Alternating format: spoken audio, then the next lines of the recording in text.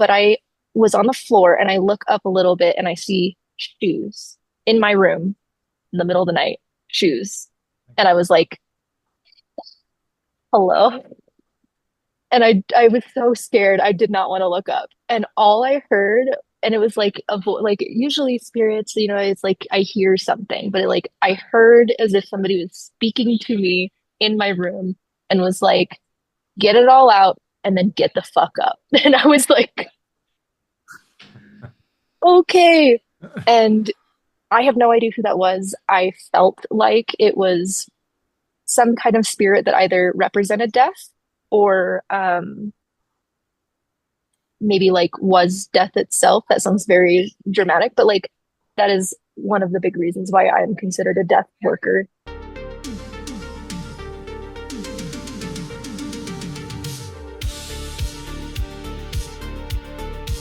Hey, welcome to Strange Mysterious World, Season 4, Episode 16. Tonight's guest, we have Olivia on tonight. She is the Witch of Wonderlust, all the way from the US.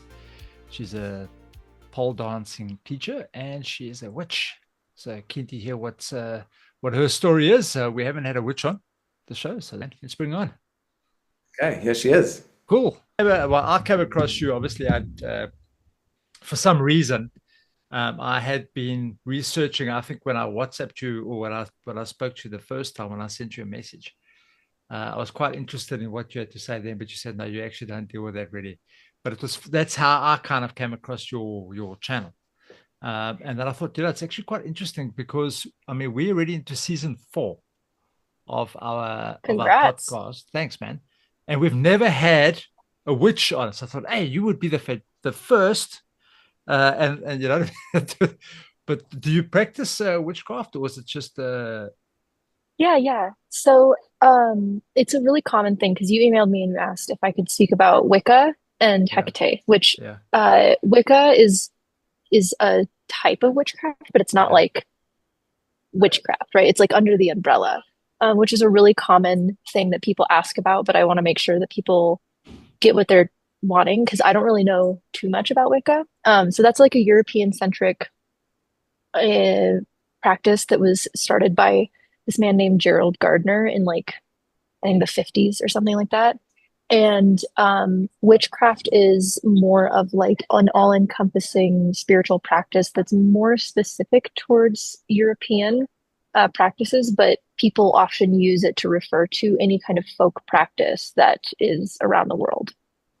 okay. And how did you get into that, Olivia? So you know how like kids go in the backyard and like make potions with mud and sticks and shit like that? Yeah. That was the gateway. That was the Okay. gateway for me. So it was that where I would just kind of play around in the backyard, but then there was kind of like, oh, I feel like I want to, I don't know. I think everybody has that thing where they really feel like their stuffed animal is alive or something like that, like something that's, childish in that sense, or, kids get really attached to rocks or like things like that. And I never really outgrew that, to be totally honest. And the more deep dive that I did into that aspect, the more I started finding things in like animism and things of like spirit based practices that were more based in nature and all plants have spirits, all rocks have spirits, everything has a spirit. This bike behind me has a spirit, like kind of like things like that. And I thought that was super interesting because that is kind of what I as a child experienced as I followed my own little superstitions that I would kind of create as a child. And I always tell people that if gracias um, I always tell people that if you are doing something, even though you feel crazy, but you're getting results, then you're not crazy, right? Like if you're doing something that feels stupid, but it's working, then it's not really stupid. And I always tell people that even to this day, even though that I am very public that I practice witchcraft, I still feel crazy like 90% of the time, like, talking to rocks or like doing whatever I'm doing because it feels weird. But at the same time, I see results from it, so I'm going to keep doing it. Whether that's placebo or not, it's still working. Mm. So I'm fine with it. But yeah, it was from just the very beginning of me doing mud potions and then kind of looking deeper into it as I got older and realizing that there was actually words for the things that I was experiencing and thinking and feeling. Okay. Well, I don't think, yeah, I don't think it's only kids because I talk to my car on occasions. So, Well, there you go. Yeah, yeah, right. Like it's like it has some sort of spirit. Maybe not like something like a person, but like you yeah. you talk to it. Yeah, Yeah. Because I mean, well, if we understand kind of everything around the world, everything's vibration and frequency. So it's all vibrating differently. It doesn't mean that it's not in some way has some sort of I wouldn't say consciousness, but it's alive in a way because I mean it's moving. Every vibration exactly. frequency is moving. So I mean, it's possible that. So, but I don't know. I mean, I think you're right. I mean, I talk to my dogs. I talk to, and I mean, it's. I think it's like a natural process. If you start thinking on those lines, I think that's quite important. But now, so with regards to witchcraft, uh, I was a Wiccan many, many, many, many, many years ago, and I recall there was a practice that we used to do, especially when you're starting, with your certain sacred circles and your specific color candles and specific points, invoking certain directions for, whatever powers. Is it the same kind of what you do? It's similar, yeah. So Wicca, I think, is more on ceremonial side of magic. Mm. If you're familiar with ceremonial versus folk magic, and for any listeners who aren't, to put it very basic, folk magic is things that are practiced by the people, right? Like the general population, it's kind of like the healer, very herb based. You see all the dolls that are made and things of that sort. Whereas ceremonial magic is more what you think about when it comes with like robes and uh wands and things of that sort, where they're making incantations. And so it's similar to that in a way where I am doing incantations or I am calling upon spirits, but there is that physical aspect. So like I'm not calling upon spirits of directions, kind of like Wicca does, but maybe I'm calling upon I'm very folk based and local based. So like wherever I'm at, those are the spirits that I'm working with. I'm not like reaching out to um a deity that is not in the area. So like at the moment, like if I was in Colorado, like I was often working with like cedar trees, juniper, pine trees, things of that, because those were the ones that were there. So I would be making incantations to them, but it would be that direct like tree or species and less of like the general direction. But it's similar in what you were talking about. I didn't know that you were Wicca or Wiccan Yeah, for a many, little bit. many years ago. Long, long time ago. But okay. And then, so moving on from that, so you were a child and you kind of you were playing with the potion ideas. What was your first kind of real in to the thing? What actually got you? So I understand, as kids, you're always thinking these weird, wonderful things, and you think like Santa. Hopefully, kids don't listen to this. You think that Santa exists, and you have you've got your whole magical mindset of all these things that happen around the world, and then you get blown down to earth. What was your first step into that to say, okay, wow, this is actually, I don't know, actually You the way, know, the route. I think I think there were multiple, but I think the biggest one for me, because I'm, again, like I said, for being somebody who's publicly open about witchcraft and spirits, I'm very skeptical. And like a lot of my community doesn't agree with me on that, of like me being like, do ghosts exist? I don't know. And like Yeah. it's, I'm on the fence with a lot of things. Okay. Just because I also really love science and that's a whole separate conversation that I'm not gonna get a tangent on. But my first like in that I can remember off the top of my head was this one time I think I was about maybe 13, 14, which is like when I started like really like I think I'm practicing some sort of magic or witchcraft or whatever you want to call it. And so I started really deep diving. And my first experience that I was like, kind of, maybe there's something to this was I had some friends over who aren't really spiritual or witchy at all, but we decided to play a game, right? And they were spending the night, and I always felt that there were multiple spirits in my house. So like it wasn't like quote haunted as in, things are moving and there was all these things, but like I just felt like I was sensing spirits in my house. And they all kind of confided to certain spots of my house. And so we did this game essentially where each of us had a notebook and we went around to each room and quietly did not speak to each other, wrote down like what we felt. Like, did we feel like there was a spirit here? What kind of energy they were giving, like how old the spirit might have felt, what kind of personality traits, what we might have thought they looked like. And we would just kind of write all of those descriptions down for this room. And sometimes there was nothing, but in each of those rooms that I grew up in this house, I always thought that there was something in there and something very specific. Both of my friends, we all compared notes and all of them had similar, if not the same exact descriptions in the like strongest parts of the house, which I thought was super fascinating.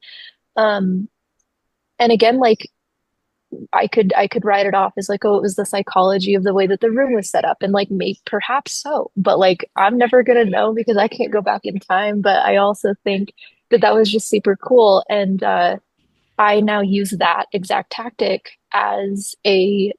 um, as an exercise for people who want to strengthen their intuition or like sensing spirits or things of that sort. And I always suggest that you do it with multiple people, and especially people who don't really believe in stuff but are open to trying these things. Because a lot of the time the results are very similar, and I think that that's super cool. Okay. So that was my first id. Okay. And so what was like we'll talk about some experiences now, but what was like your worst experience you've ever had? Um, damn. Okay, let's see. Which one do you want? Like just like spooky scary, or do you want something that was like traumatizing? Well, give us both. So yeah, Okay, you said just tell give us. it. It's Yeah, October. Let's give it give it up. up. Okay, let's see. So spooky, I think I'm actually hard to spook just in general, just because I don't know. Again, I don't really watch a lot of horror movies, and even if I do, take it with a grain of salt. It's like I always tell people that the way that they get horror or witchcraft or spirits right in horror movies is about the same that they get like anything medical or it's like if a doctor watches a doctor show, like how many things are they going to be like, that's not how that works.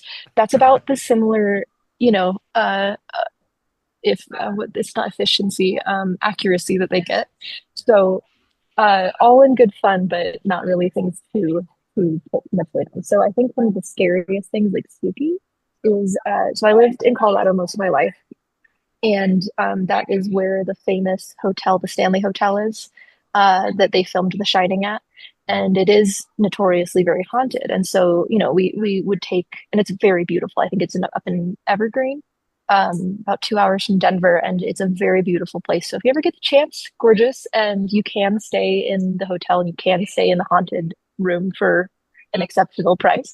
But the staff all will tell you like, no, it's haunted, and it's fascinating because like they'll all be like, no, no, no, it's haunted, and but not like malicious. And so I have heard things where it's like the piano was playing in the room and nobody was there, and it was like this giant musical room.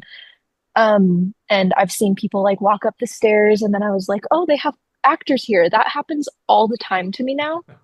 Where I'll go to museums or something, and where I'll go to like there'll be like tours of these historical spots, and I always, because there's a lot of places that have like actors or something, and I always are like, oh, they have like actors or like little animatronics sometimes because maybe they don't move, and I'm like, that's really cool. They have wax figures, and then I'll ask people about it, like, oh, who is that supposed to represent? Because I love like just info dumping, so like please tell me everything when I go to a museum. But um So I'll ask the staff like, oh, that there's a wax figure dressed in this and whatever, and they're standing over whatever, and like, who is that supposed to represent? And they'll get, and now I know, like the face will happen, and they'll be like, we don't have a wax figure, we don't have actors, and I'm like, oh shit, sorry.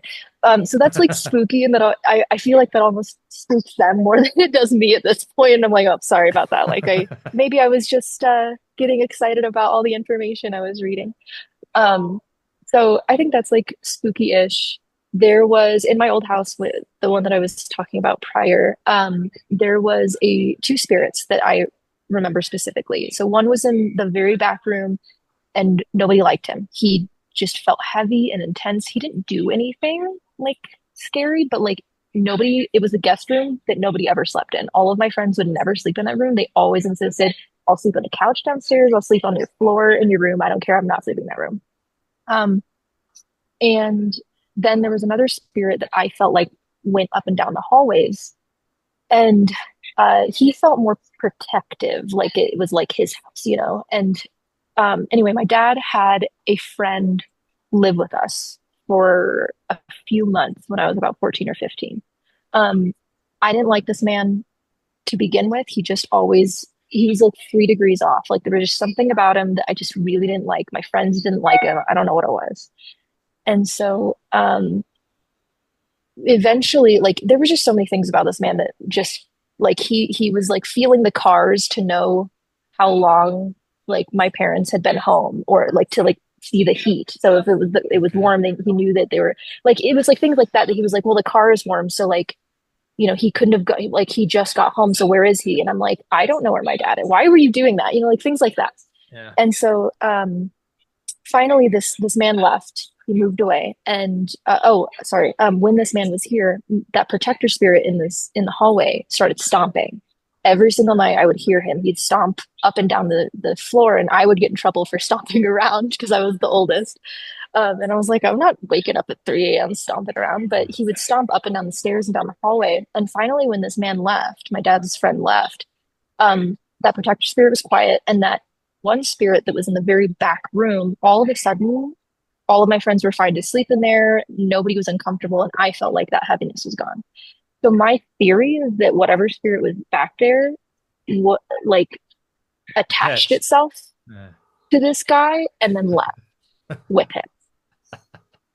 Good riddance. If he's eating good, that's fine. I don't know, but like I was like, so I thought that was weird. And then I think one of my traumatizing ones was I had just finished a very rough time in my life for a multitude of reasons. And I think finally I got to the point where I was like letting out a lot of the grief and letting out a lot of like, I don't know, there's the anger and all the things that I had pent up. And it was like, I don't even know, like, I don't know how to explain it without it just being super cheesy, but like I was just sobbing, like on the floor, like Hallmark, just tears everywhere. It was nasty, it was sad, it was very depressing. And so I was literally on the floor, just like heaving, sobbing. And then it was like in the middle of the night too. And I don't know, like the only way I can describe it is, and I don't really drink, but like, or anymore really at all, but like, it's like the only way I can describe it is like, when you're drunk and you kind of feel very lightheaded because of it. Because of the crying, I think I might have gone into a delusional state. I'm not really sure. But I was on the floor and I look up a little bit and I see shoes in my room in the middle of the night, shoes. And I was like, hello. And I was so scared. I did not want to look up. And all I heard, and it was like like usually spirits, it's like I hear something, but I heard as if somebody was speaking to me in my room and was like, get it all out and then get the fuck up. And I was like, okay. And I have no idea who that was. I felt like it was some kind of spirit that either represented death or maybe like was death itself. That sounds very dramatic, but like that is one of the big reasons why I am considered a death worker at this point, because I work really, really closely with death, and I always had. And then it built up to this one point that I was like, did she just show up at my doorstep and she's telling me to get over it right now? I don't know. But those are the short condensed stories of my spooky, scary Okay, so experience. Hmm. death work, what does that mean? Yeah, what is it? So there's a couple of different uh descriptions, I suppose. And so, but really it's just somebody who works with the spirit and the idea of death. And this, I think, sounds very edgelordy, right? Like, oh, I'm a death worker and I work with super scary and Yeah. dead things. And in reality, like a lot of death work, like practitioners that I know are the most full of life people because I think you're constantly meditating on that. You're constantly aware of, ultimately dying. It's going to happen to all of us. And they're always like the most colorful, the most full of life and exciting people that I've ever met, and more so intelligent. And a lot of them are gardeners because that is a huge lesson of death, is like cycles and understanding that you just have to let things go and understanding what is in your control and what isn't. And it's it's a lot of that. And then there's also the other side where it's more on the physical side of death doulas, people who are there at people's deathbeds when they need them, or when maybe they don't have anybody else. So there's like that side, but a lot of those people I know are also spiritually death practitioners. For me, I usually work with cycles. It's I don't stay in one spot enough to have a job that can allow me to be at the deathbed for people. But I used to do a lot of taxidermy, and that taught me a lot. Like I would find like roadkill, or I pinned a lot of bugs, and it was things of like understanding that this was kind of this cycle of like these animals died, and instead of just letting them get crushed and disintegrated onto the road, I would rather turn their bones into earrings or something that somebody will love and continue to wear, or continue to enjoy in whatever form of art that they turn into.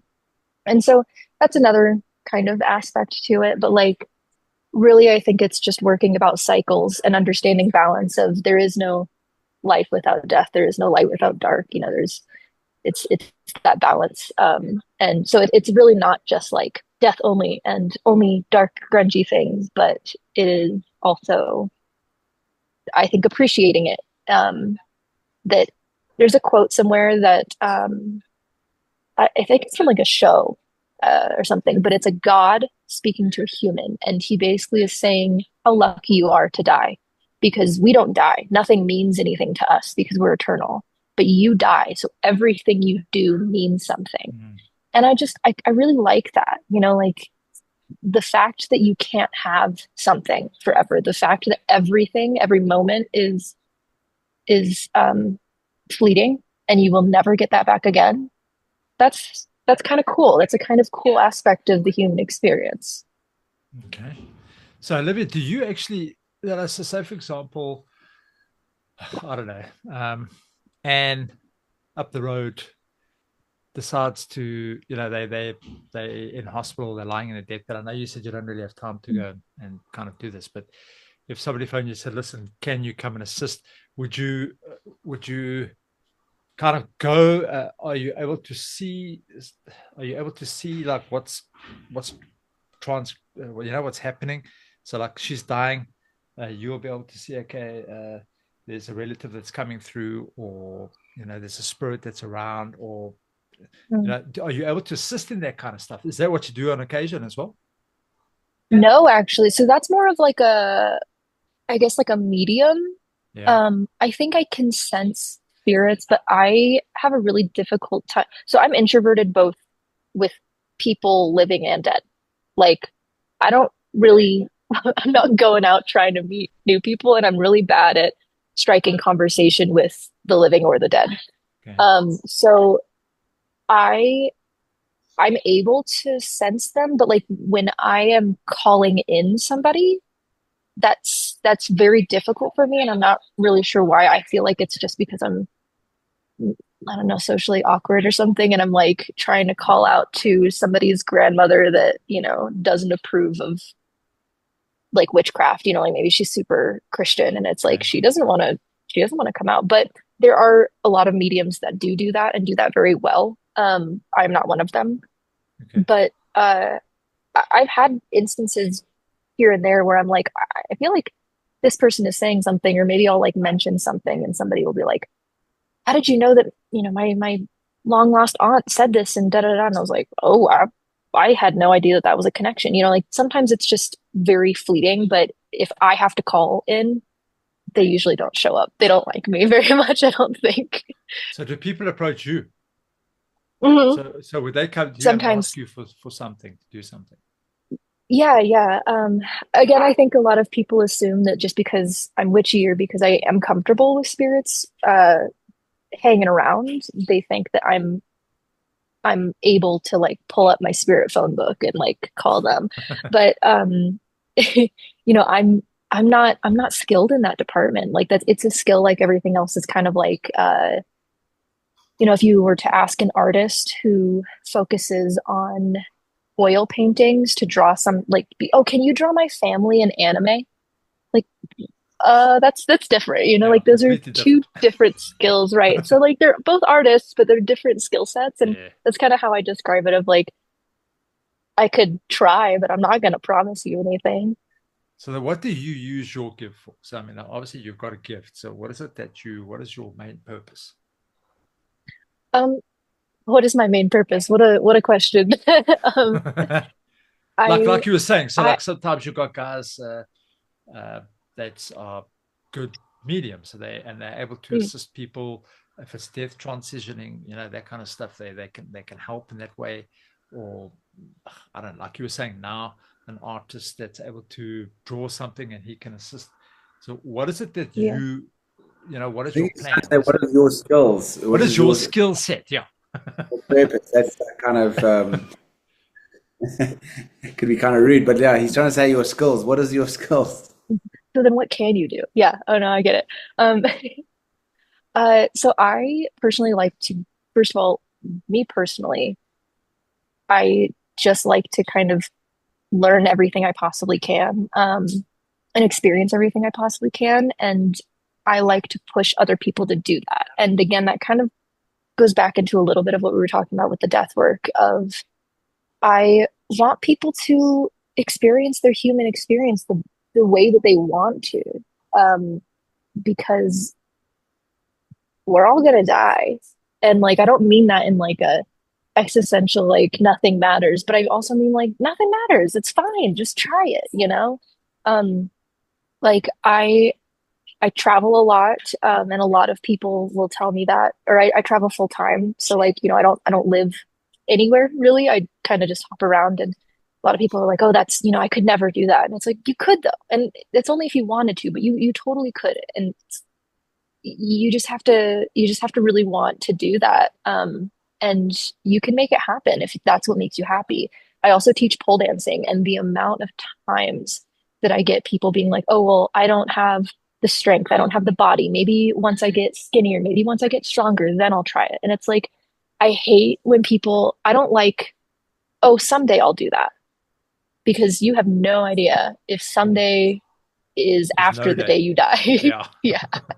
Yeah. And it's like, what's the worst thing that can happen if you show up to a pole dance, you know, class? You show up and you're not good at it and you don't like it. Okay, well, then I guess you're out $20 and you never go back. Now Hmm. you know. That is the worst thing that could happen. I guess maybe if you're injured, but you probably shouldn't be doing anything on your first class that's going to give you injuries anyway. Um, but it's the same thing of like traveling. The amount of places that I have gone that so many people will be like, "Oh, that's so dangerous. You shouldn't go there." Okay, but they've never been there, and Like then Mexico. those places. Well, They say, yeah, don't yeah. go I to mean, Mexico. well, even Don't even go in to South Africa. Mexico, huh? Yeah, because a lot of people say don't go to South Africa because it's so dangerous. But yeah, Right. I, it's I mean, I'm like, I grew up in the US. You want to tell me anywhere else is more dangerous? Do not. even try, and it's like Mexico. There's a spot in Mexico City called Tepito, right? It's basically um one of the more rundown neighborhoods. It's starting to become more gentrified, unfortunately, but like it's still pretty, still pretty local, still pretty rundown. And even when I told locals that I was like, oh yeah, my friend and I went to Tepito for one of the La Santa Muerte blessings, the events that they have. And the people would be like, what? Why would you go there? That's so dangerous. You're going to get killed. And it's like the places that people have told me that it's so dangerous to go, I've always felt the safe. I've felt so safe in Mexico. And I can walk around at night without a without worrying here. Whereas like all the places that people have told me that are quote super, super safe, I've been chased, I've been stalked, I've been harassed. And it's like I'm confused because all of the European places that I've been that people like, bigger cities, nicer cities, those are the places that people have tried to pickpocket me, people have tried to follow me, harass me, whatever. I've been chased in broad daylight with a friend in Reykjavik, Iceland, in one of the most famously, Oh, you really? know, safe places. Yes. And it's like it doesn't matter where you are, right? So again, that's just kind of the thought of like, okay, well, if I if I go to a super dangerous place, maybe when I'm braver one day. And it's like, I don't know, man. Like the only way to get brave is to do it, right? So that's kind of my push in a lot of ways. And I think that can be spiritual. And I feel like that comes a lot from my death work is I've had a lot of run-ins with death that I wouldn't even really consider spiritual, to be totally honest. Like they were just like, girl, I do not like I always some of my friends call me a cockroach. They're like, the world just can't kill you yet. um, and I But take it as a are you talking about compliment. But physically? Are you talking about you've had run-ins? Really? Like what? yeah. So I mean the first one that I know of that I remember was I think I was like six or something. And we were in a car driving to New Mexico. And I fell asleep in the back seat with my seatbelt on. God knows how this happened. I wake up, the seatbelt is completely wrapped around my torso. And you know how when you pull it too long, it starts Mm, locking when you let it. yeah. So it wasn't giving any more give. And so every time it went in, it was tightening more and more around me. And so it's in the middle of the night. It's somewhere in the middle of nowhere in New Mexico. And my parents pull over and my mom starts sobbing because like I'm turning blue and I'm kind of like I can't really breathe very well. And my dad was like, "This is the only time I don't have my knife on me. I do not know how this happened." So like they don't have any service because this was well past, like where I don't know, we had like flip phones, right? Like that was like the new thing, I think. And so my mom's sobbing, my dad's freaking out. There's nothing for miles. So it's not like we can really just keep driving, I guess, is our best bet. And I am like looking around and I don't really know like what's going on. I'm just kind of dizzy and like uh and so finally I look down and there's a part on the what is it? On the seatbelt, like on the other side, like not where you click it, but on the other side where it connects. And there's a tiny, teeny little white button that's like barely big enough for maybe a pen tip to fit into. And I was like, Mom, what's that? And she was like, oh my God, is that a release button?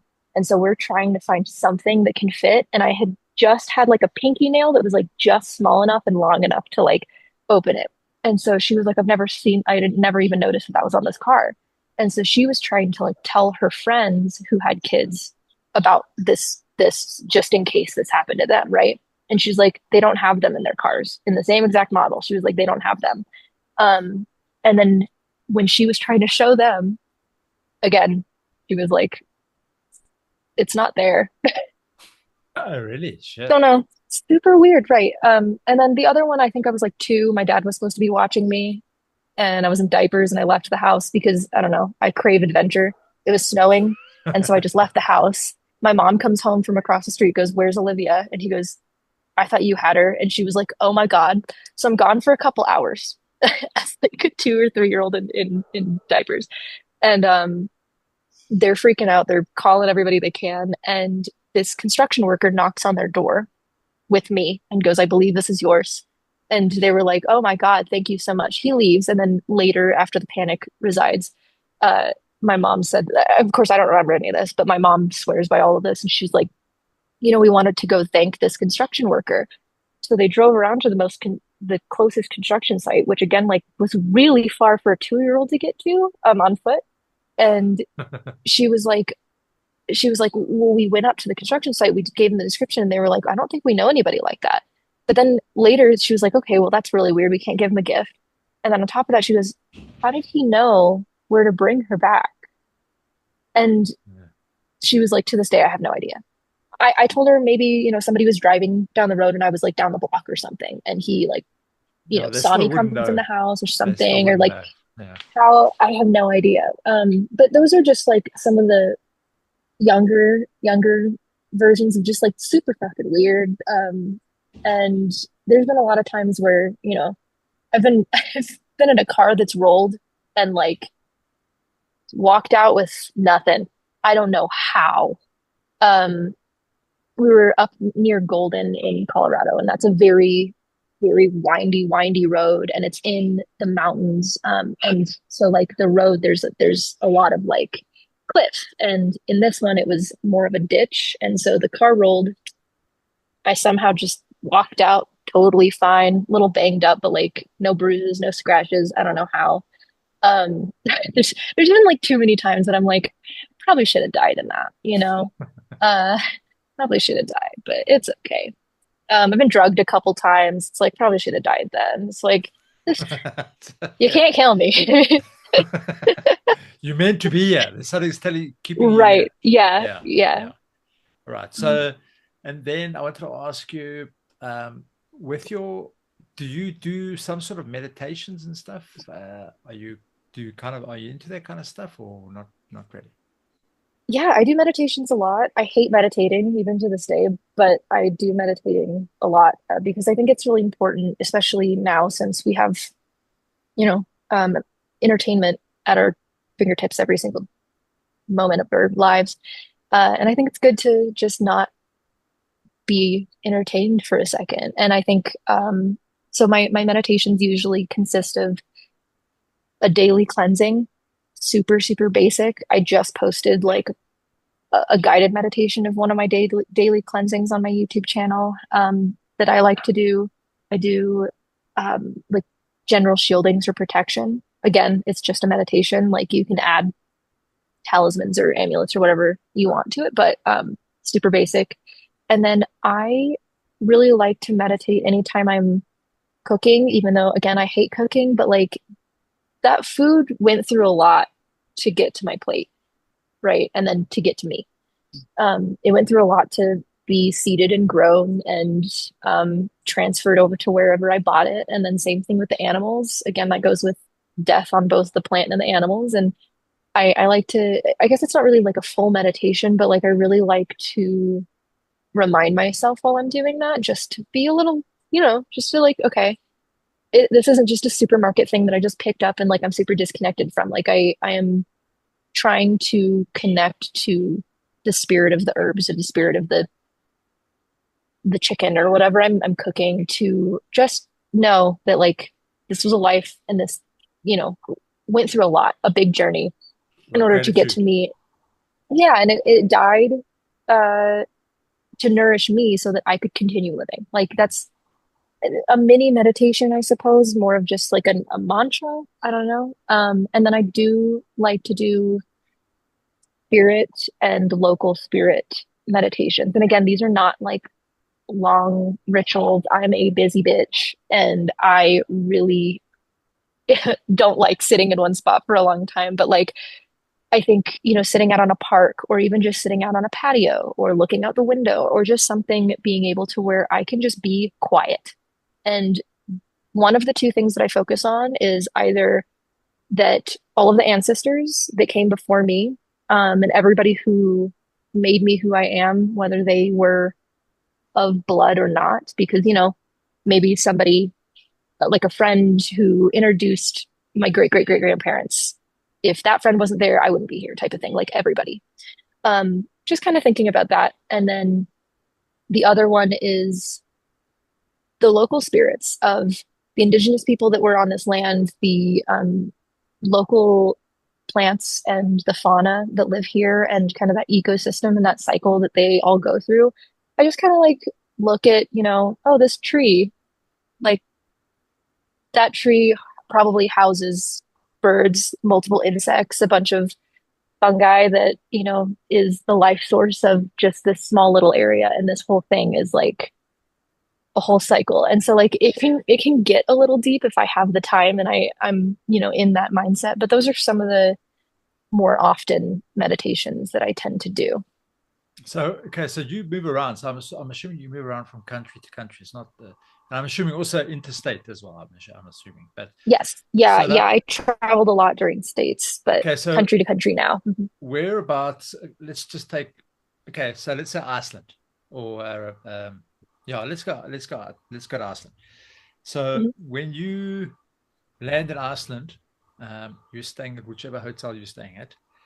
Uh, Mhm.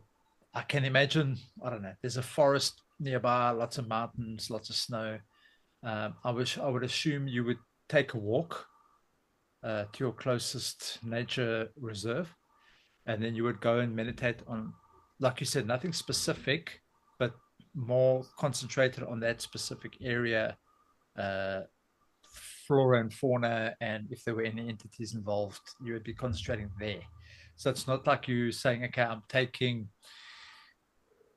my spirit that's with me daily or that I pray to here, and then I'm going across to Reykjavik and I'm doing the same over there. You're actually Mhm. just doing it per area. Okay, that's quite interesting. Yeah. Yeah. And I mean, like I still do um work with like my ancestors or I again like I work with like the spirit of death, and I feel like that's not really connected specifically to anywhere. There are places that have death spirits, but like I don't know, death in general. So like it can kind of go anywhere for me. So those are really the two big spirits that I work with. So they can kind of go anywhere. But yes, the local I think are so important to not even just work with if you don't want to work with them, but like they're very important to acknowledge because they're going to have an impact on the way that your magic works, right? And it's like I think I describe spirits the same as people. Like spirits can be different wherever you go, even culturally. Um, and it's really important to, even though like, you're never going to fully understand them because you're not from there, you are not of those spirits either. Um, it's really important to at least just make that effort and extend that branch. And uh, there's yeah, so like Iceland, oh my God, if you are spiritual whatsoever, Iceland is the place to go. It is so beautiful, and the old gods and the old spirits are so prominent there still. Like they are not, it feels like a lot of places it's in hibernation, but like they are not there. Okay. They are very, very, very So much that's what I still wanted to active. ask you. That's what I wanted to ask you. So if you were Mhm. any of the Scandinavian countries and you were going to go and do this sort of meditations, that's exactly what I was going to ask. So would you then be contacting Odin, Freya, Loki, Thor? Would those be quite prominent? Then when you get to Egypt, it'd be things like Thoth, Anubis, all these. So you're connecting with those specific uh, gods, if you want Maybe. to call them. I think so. I think like what I think like I connect more to like the quote lower. I don't want to use the word lower Lower spirits, Kingdom. but like the more general, Yeah, yeah, like the general spirits and less of the deities. yeah. If there's altars or something, I will absolutely, give some sort of offering, even if that is just energy offering.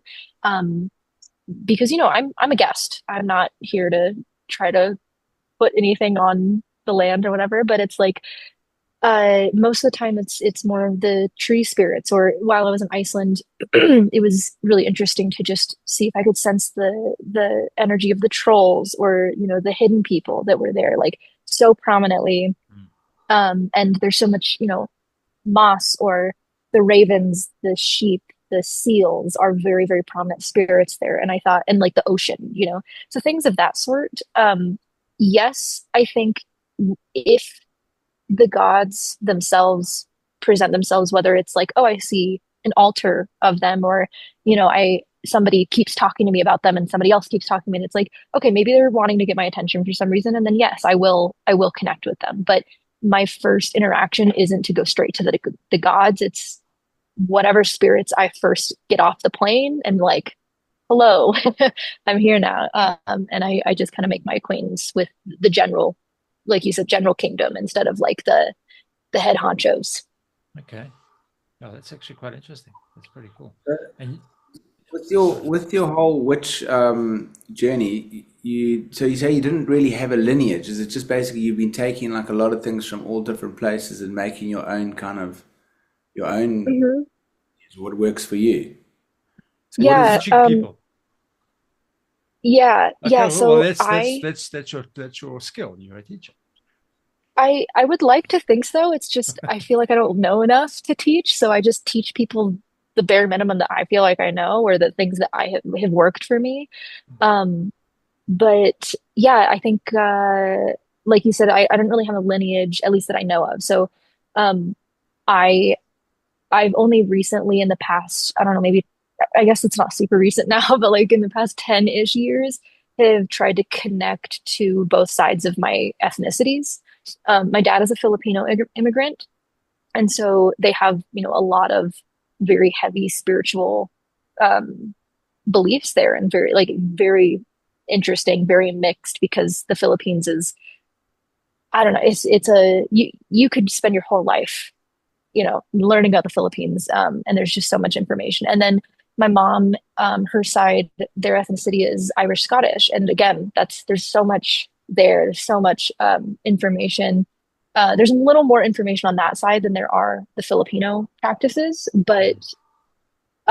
so, but it has been all personal research and connection. And one of the things that I did years ago was I prayed to my ancestors essentially, and I was like, I need your guys' help in sending me um, people that will know anything about this, because the Philippines is, and I guess Ireland is predominantly Catholic and Christian now.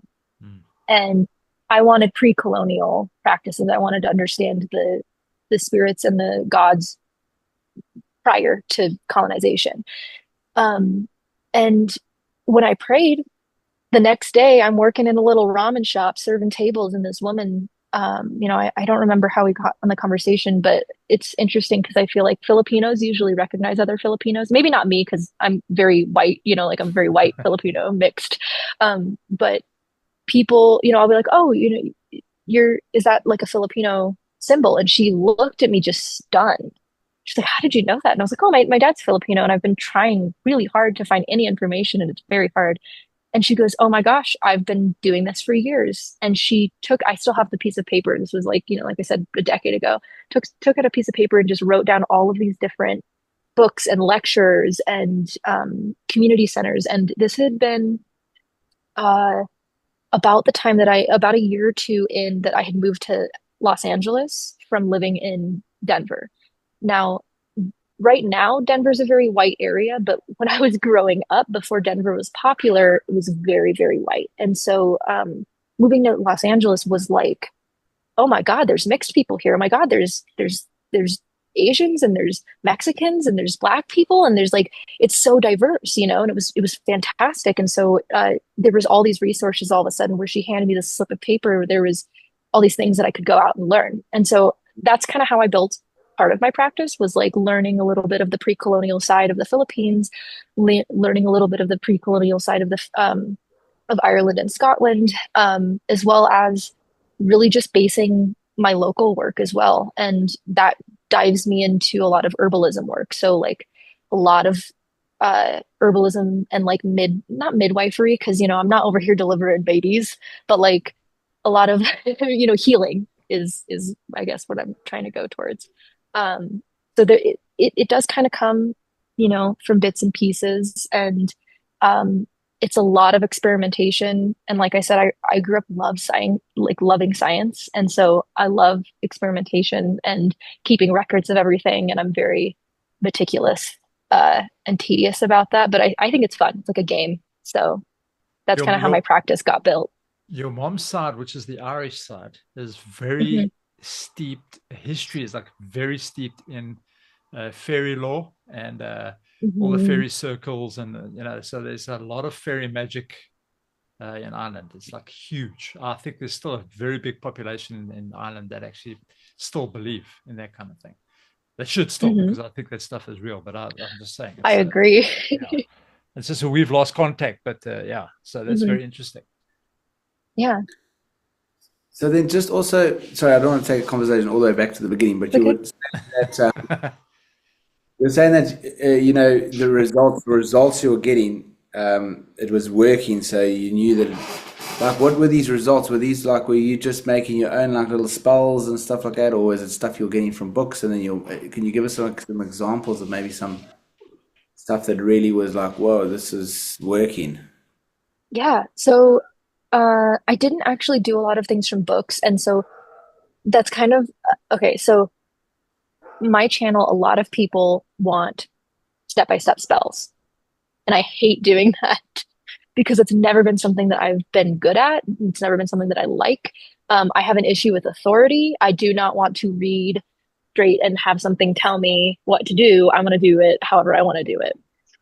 However, my I don't know, it started out with really small superstitions where that's where I started getting results of like, okay, if I drew this symbol that I came up with, and this is what it represents. And I drew it on my hand when I was, you know, trying to make friends because I had moved schools when I was very young, and I drew these little symbols on my hands so that like when I was introducing myself and I shook other people's hands, they would like me, or like they'd be friends with me or wanted to be friends with me. And I ended up making friends with like the quote popular girls. And I hated it, to be fair, because they were very mean to everybody else. But like I made friends with them, but I also made friends with the people they were being mean with because I shook hands. And maybe again, like I said, I'm not like super charming or like I'm not extroverted. So like that was just me trying to make friends as a child when I was like 10, and I felt like that worked. And then like in high school, I would carry little charms with me to just pass a test because I hate standardized testing and it was so bad, or like memory spells or things like that. And it started progressing into, okay, well, if this works, then maybe I can add the memory spells into something bigger. So, like, I would take the small thing that worked for me and then I would add it as a layer to something else that I was experimenting with and see the different changes or see if there was results. Would I get the same result as the regular spell, or would I get a result with an extra layer of whatever else I was adding? Um, and yeah, and then then came the spirit, you know, the spirit communication where I became a little more like open to speaking to spirits, whether that be human or not. Um, and I would talk to trees. I was absolutely that person. There was multiple trees in my life that I miss as if they were people because like they were just there during significant times in my life, and I would hang out in that tree and tell it all the secrets and all that stuff. Um, and I would bury things at the trees and whatnot, and I'd see results from that of like, hey, I need. And this is where my skepticism is strange because, or not strange, but like where I am confused with it because like things like money spells of a lot of years of my life, I would have to really make sure that I could pay my bills so that I could eat type of thing. And it's like that's very common for a lot of people. And so I would do things where I'd like write a very specific amount, like I need my rent paid this exact amount by this day. So I need this money. And I'd bury it at the tree or I would do some other spell. And sure enough, that exact amount would show up. And it wasn't like, $600 like perfectly. It would be like I would need $1,536.49 to just so that I can have, the $30 for groceries later. And I bury it at the tree, and sure enough, it's like, oh, I got a refund, like a tax refund, or I got a I don't know, a sponsorship that for some reason they want to spend that amount of money, and it's like the specific of like, oh, with taxes and da da da da, the reductions, this is the amount. And it's just weird. And I'm like, it's just weird, And it's happened so many times that I'm like, But I think that's yeah, also you want like like a recipe book like thing, but it all just mm, comes down to your intention and your belief. So you could actually do anything as long as you've got the intention in there and you've got a belief and like some kind of action. And then that's like Dean Radin in his book Real Magic. I mean, mm, like sigils and stuff like that. It's like you can actually just draw anything. It's just you got to put the emotion in it and the vibration or mm, whatever, or your attention. That actually is the thing that activates it. The other stuff is just so you can actually, like, if you say to someone you got to do this and this and this, their belief will make it happen because it's just a belief. It's not actually the steps, but you trick them into believing that if they do that, it will work, but it's not actually the steps, it's just their belief. So it's like you could tell them to do anything. yes. And what I also love about that book and Dean Radin's it's called Real Magic, is that chocolate experiment where people just they held the chocolate and they would just think a whole bunch of loving thoughts of the chocolate, and Mhm. then obviously a placebo chocolate, and then they would send the chocolates to like the placebo group and the other group, and they got like results like beyond Six Sigma, which is like like a 1 millionth to one of chance. So it's actually, I mean, if that was submitted to like a scientific journal or something, you could win the Nobel Prize because to get a Nobel Prize, it has to be Six Sigma and above.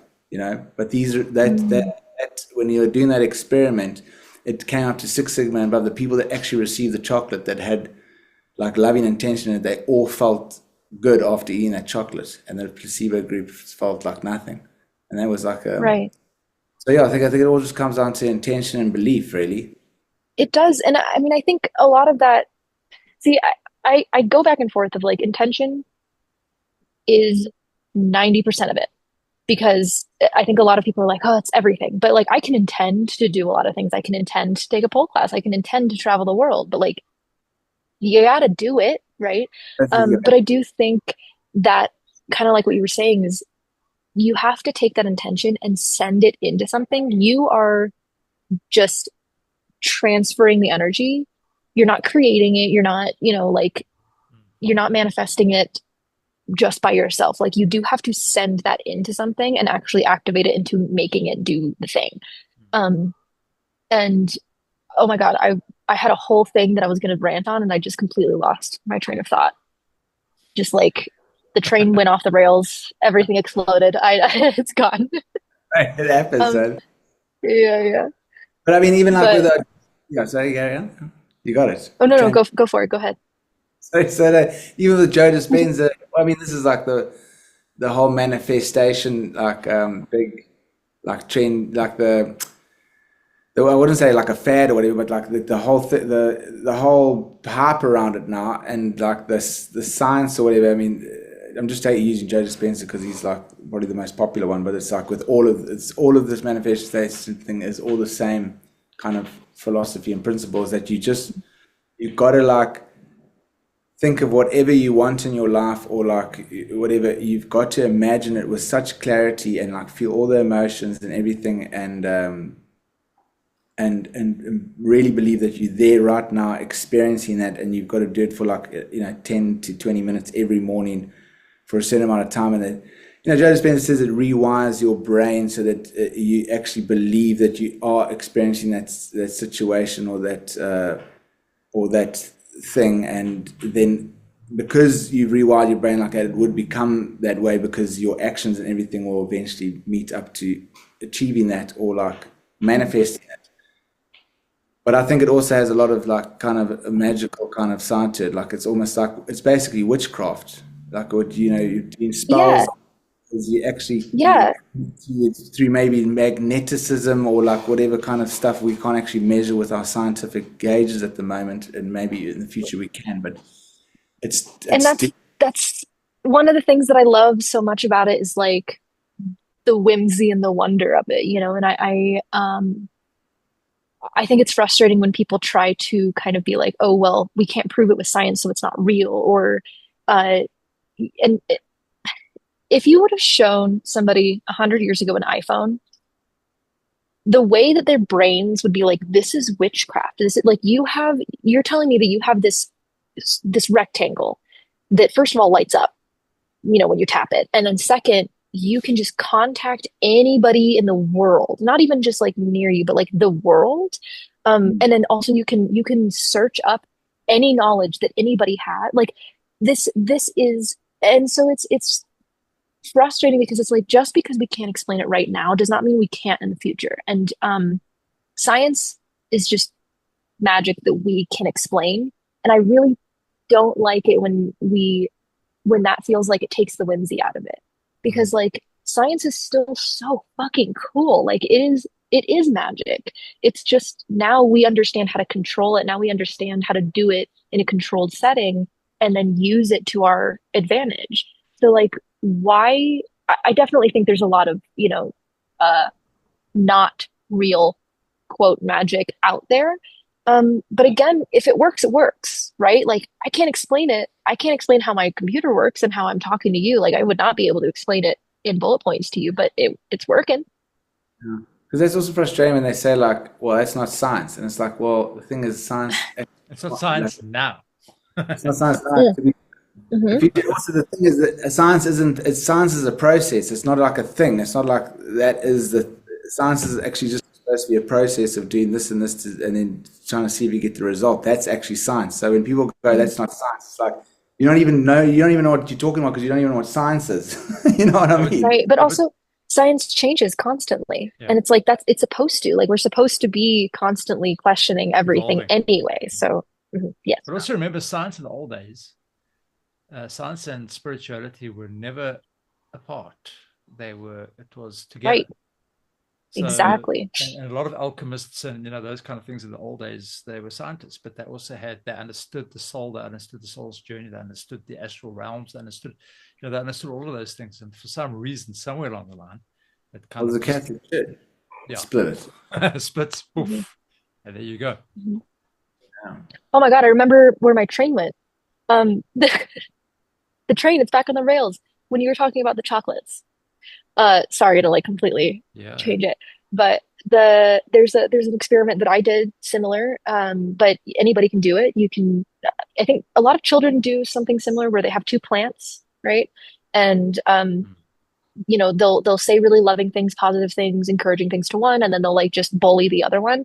Personally, I'd feel bad because I'm very aware that plants are alive and sentient, and so like I don't want to do that. But there's also one that you can do with like two bowls of rice, small bowls of rice, and do the same exact thing. One of them will stay fine, the one that you're being positive, encouraging to and loving, and the other one will mold so fast. Mm. And it's really interesting. I've done it a couple times, same results every single time. And uh, I think, there really is something to when we say it's made with love, because like you said with the chocolate, of like when people really put in that energy and sent it to somebody, they had these feelings and they could feel that. Whereas the placebo, there wasn't really anything. It was just chocolate. But when you're putting that energy and that love into even just a bowl of rice, like that can really change things.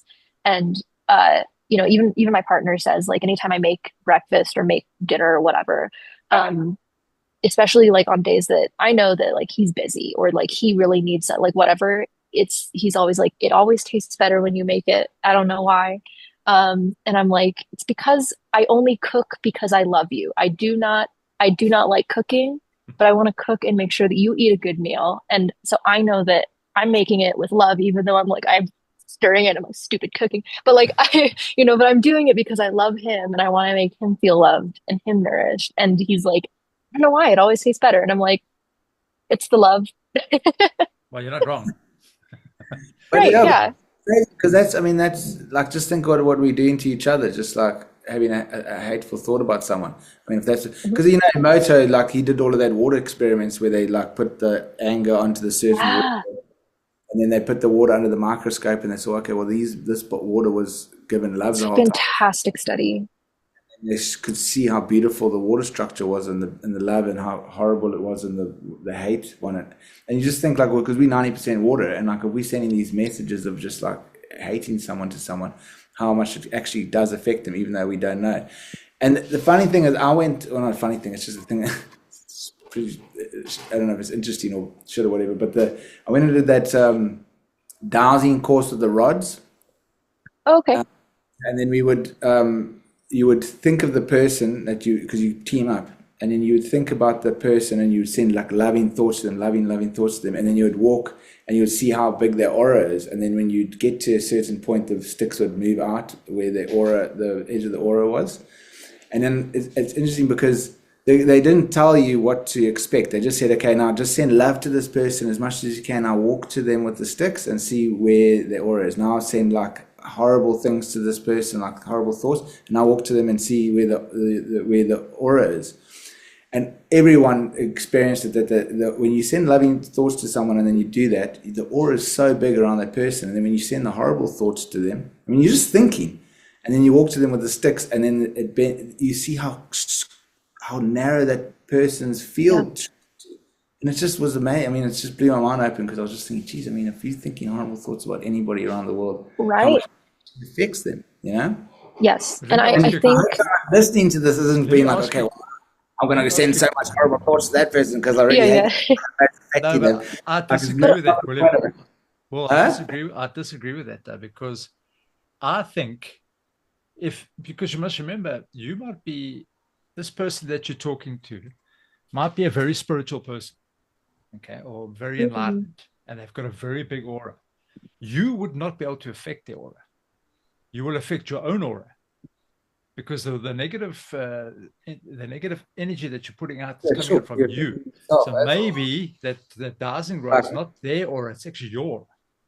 So when you're putting out loving thoughts, the aura opens up because your aura is open. When you're thinking negative thoughts, your aura is closing in. You're actually poisoning yourself, you know, yes. Because you want to kill the other person with poison, you drinking yourself. Yeah. That's why they say don't think bad thoughts to other people, because it's not on them, it's on you.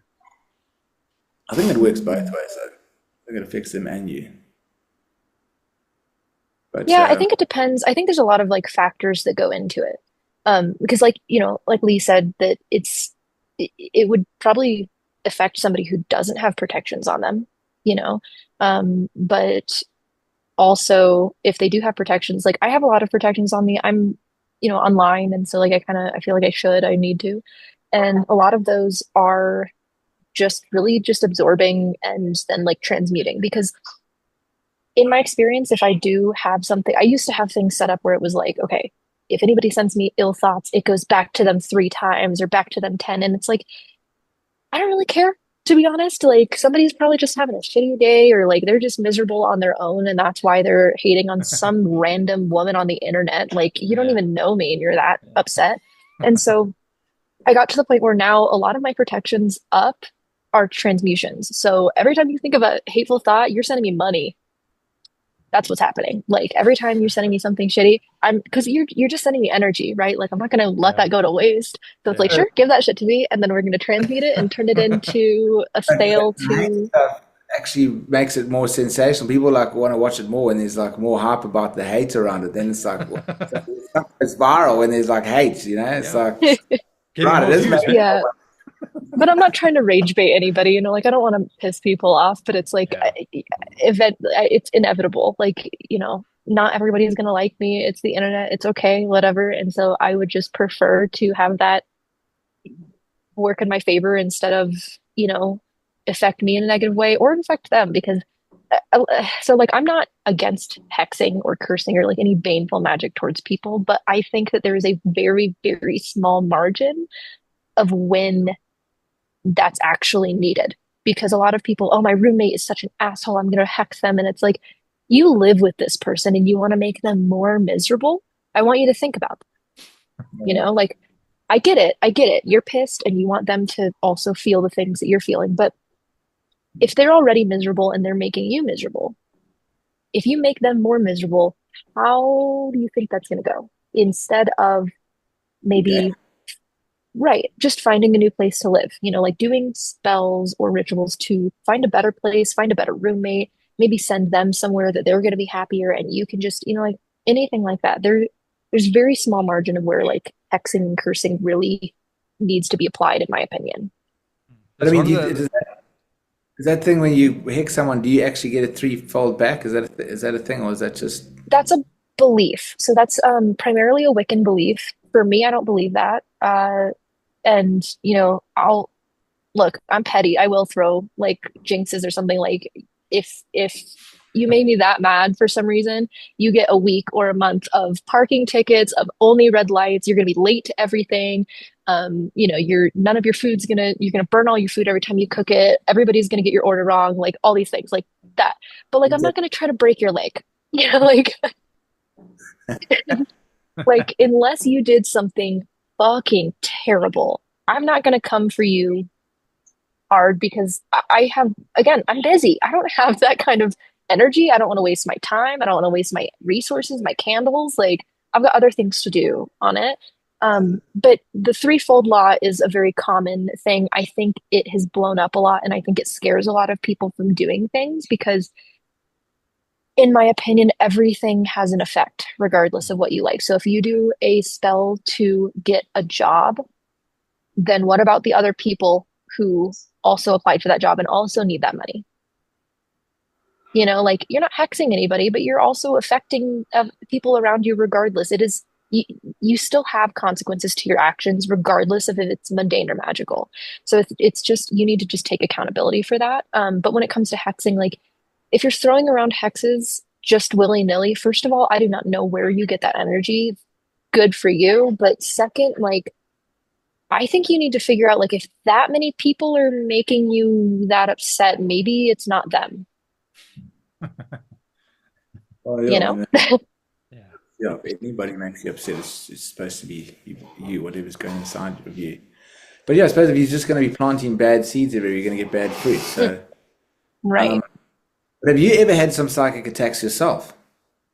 Totally. Yeah. Again, I'm on the internet and also like I don't really have any set mentors. I've had teachers here and there, but like I don't have somebody guiding me. I am just walking through the dark, grabbing, and hoping for the best. So I've definitely had a lot of parts where I'm like, oh, that didn't go well. Um, let's see, I'm trying to think of, I guess like the most interesting one would be, uh, okay, so I think I talk about this on one of my videos, but I took the Hecate course with Jason Miller. I'm not really like a deity person, but that course was a lot of fun. It was very, very different from what I would usually practice. So I learned a lot, and it requires a lot of energy, like daily energy. And the bare minimum is like a mantra that you say 100 times, takes 5 minutes. It's really not that big, but like the further you go in the course, the more that's added, layered, layered, layered, right? And so, um, this is another thing that I tell people, like the more that you do magic, the more that you are visible to spirits around you because like now they know that you are also going to be perceiving them. So like it's not that they just don't attack people that aren't spiritual. It's just more of if you're causing ripples, you're more likely to be seen. And so I started causing a lot of ripples really fast without like because I had just moved back. I went from LA, the epidemic, the COVID hit, and then I moved back to Colorado because LA is expensive. And so um, I went straight back to my uh, hometown, and then just started doing a ton of math.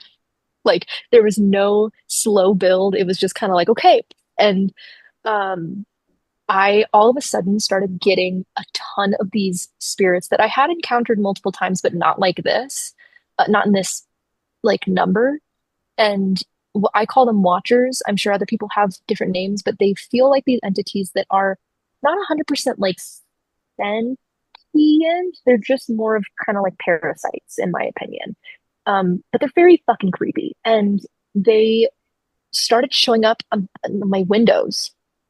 Um, and they would like gather on the window, and it felt like they were pressing up against the window with their mouths gaping and just like trying to suck this energy. And I was like, I hate this. So I would close my windows all day, all night. I was like, this is so uncomfortable. I eventually got rid of them, like I used the system that Jason teaches because I was like, it's a good time to practice, I guess. And it was fine, but it was just like it was really creepy. And I had a lot of protections, which is why I think they didn't come inside. But anytime I slept over at like a friend's house or something, oh my God, the horrific nightmares I would have. And like, just like, I would just have like bad luck. Like, all of a sudden, like my friends and I would just have really weird miscommunications to the point where like it would just piss everybody off. And it's like, this never, we've been friends for 15 years. And like, why would they get mad over this? And like, it was so strange. And the second I was able to get rid of them, all of these things stopped. Like I started getting like, I don't know, like PayPal was like, oh, you owe us $800. And I was like, I haven't used PayPal in 3 years. Like it was just so weird. All these things started, stressing me out and getting me scared and freaking out. So when I got rid of them, everything went back to normal. And I was like, well, that was annoying. Um, Use the Jason. We got to figure out the Jason thing you're talking about. Oh yeah, so this is the Sorcery of Hecate course, and it's a 9 month course or an 8 month course, or it's months. It's a long time. But it basically gets you into the system of magic working with Hecate that he spent about 15 more or less years building. And it's super interesting because like Hecate is the center of the course, of course, but you work with a lot of other spirits within that system, and you can kind of change them out. And there's different spirits that you worked with for different reasons. And yeah, so there was one aspect that I was like, oh, I have, because I love protections, I love layers. So I most of the time I'm like, I'm good. Um, but you live and you learn. And now I have protections on me that are like not only just for everyday protections, but also for, negative spirits that I might encounter. That because most of the time I was like, spirits are like people. If I don't like them, I'll just be like, fuck off and they'll go away. But not watchers. They're just, they're annoying. So I did use the system that Jason provides in that course to get rid of them because I thought it was a good time to practice that. Ah. Geez, that's So pretty how did scary. I put up yeah. my pentagrams around. Mm. Hmm. Well, you had stuff falling around in your room earlier today. Yeah, just before you came Did on, you?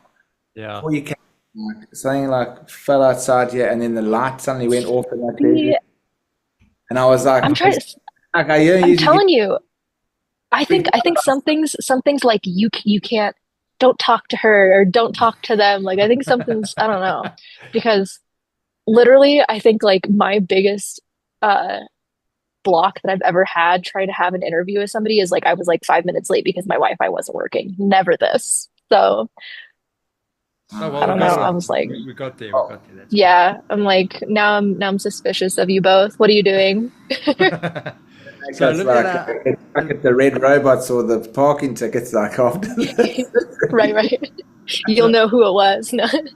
so Olivia, how do people get hold of you? So if they want to kind of learn a little bit more about what you're doing, what's the Yeah, I have a website, and it has like all the things on there. It is the wanderlustwitch.com because the Witch of Wonderlust somebody took already and it's like a weird scammy site, so don't go on that one. Um, but yeah, it's got my YouTube, which is the Witch of Wonderlust, my Instagram, the Witch of Wonderlust. I have a Patreon, so I do post like weekly readings that I do, general readings, tarot readings. I do bone throwings on there. Um, I will post like exclusive videos and extended interviews over there. And we also like meet up once a month, like my patrons, and we just do a Zoom meeting and just like chat. And it's a nice little community and we all learn from each other. It's a lot of fun. Uh, and wherever I am in the world, I will be posting, on my socials. And I have been invited to teach pole classes at a couple of different studios. So if you are interested in taking pole classes, then like keep in touch. I would love to teach at your studio or also just teach you. But yeah, that is how you do it. That's where you okay? can find me. Right, awesome. Great, we got a great channel, so well done on that. Thank you. Yeah, no, awesome, man. Yeah, so we must actually maybe one day when you've got a bit of time, we'll Mhm. get you back on and must talk about that bone throwing. That's quite interesting. Sure. Yeah, I will love to info dump about that. I held a whole workshop that was like supposed to be an hour and a half and ended up being 2.5 hours just because Yeah. I cannot shut up about bone throwing. So I would love to give you a full rundown on it one day. Yeah, that would be so cool, man. When you got some Mhm. time, when you're not running around between countries. Yeah, well, I will be in this specific spot until January, so I'm not gonna be crazy. And then uh I think my next not crazy time will be like maybe April. So maybe before like mid-January, Okay, I should cool. be chill. Before Yeah, Christmas, and we'll get not you to throw some bones. sounds Yeah. good to me. Yeah. Okay, cool. All right, awesome. Olivia, thanks, Yeah. man. I much appreciate for having you on, and That's so yeah, it's been wonderful. very cool. Yeah, awesome. Yeah, thank you. Thanks. This was a great conversation. I really appreciate all of your very in-depth questions. Yeah, and I'm hoping, because a lot of people when they come on to the show, they get a bit scared. They're like, Jesus, what are these guys going to ask? But by the end of it, they're like, No. hey, we're so happy we are. It's just like, see you again, please call. So yeah. Okay. Yeah. Yeah, and it was great. Thank you so Great. much. Well, you guys have a Yeah. good rest of your night then. Yeah, you too, man. Much appreciated. Thanks, Cheers, Olivia. eh? Hey, hey.